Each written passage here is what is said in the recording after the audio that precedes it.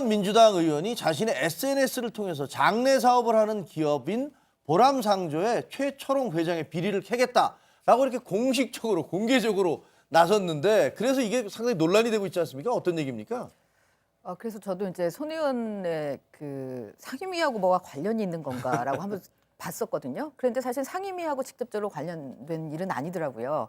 그래서 보니까 이 지역구이라고 본인의 지역구? 예, 지역구하고 관련이 되는 마포잖아요. 건데, 예, 마포인데요. 상암동 일대인데, 우리가 있는 상암동. 예, 이 보람상조에서 그 상암동과 바로 잇닿은 그 경기도 고양시의 한 부지를 사서 거기에다가 이제 장례식장을 만드는 모양이에요. 메모리얼 파크라는 이름으로. 그게 왜 문제죠, 근데? 근데 이제 원래는 이름을 상암동 메모리얼 파크라고 썼대요. 아, 이름을? 예, 그러니까 이제 상암동 주민들이 약간의 이제 혐오 시설이라고 생각을 해서 그 부분에 대해서 반발을 했고, 그래서 이제 이 부분을 이름을 다시 바꾸긴 했다는 겁니다.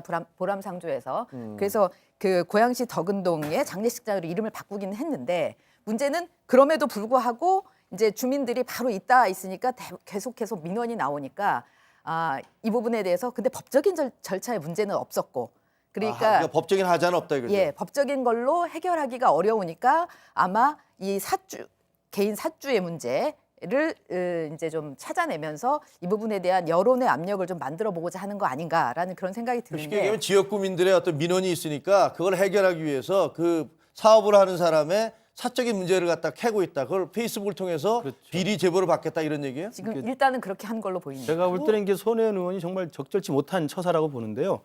이 기자님 말씀하신 대로 관련 상임이라면 상임위 관련해서 국회의원이니까 좀 뒤져보겠다는 생각도 가능할 수 있습니다만 전혀 상임위 관련된 일이 아니고요.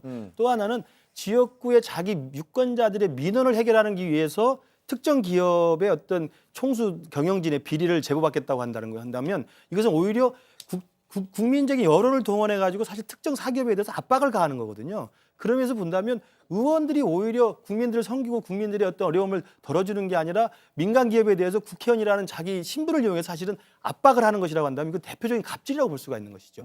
그리고 또 하나는 자기 지역구 주민들의 그런 민원이 있으면 민원을 해결하기 위해서 특정 상대방에 대해서 그걸 입장을 바꾸도록 처리하도록 압박을 가하기보다는 두 당사자가 만나서 민원을 해결할 수 있도록 조정을 하는 게 필요한 거 아니겠습니까? 만약에 민원이 자기 해결할 이유가 있다고 한다면 그러면 지역구원으로서는 그 상암 메모리얼 파크를 들어오겠다는 걸 반대하는 지역 주민 대표하고 그 보람상조의 대표하다라고 면담을 주선해서 서로가 요구 조건들을 서로 이야기하고 해결할 수 있는 것들을 찾아주는 게 지역구 국회의원이 할 일이지 특정 편을 들어가지고 보람상조의 경영진의 기업 비리를 제보받겠다.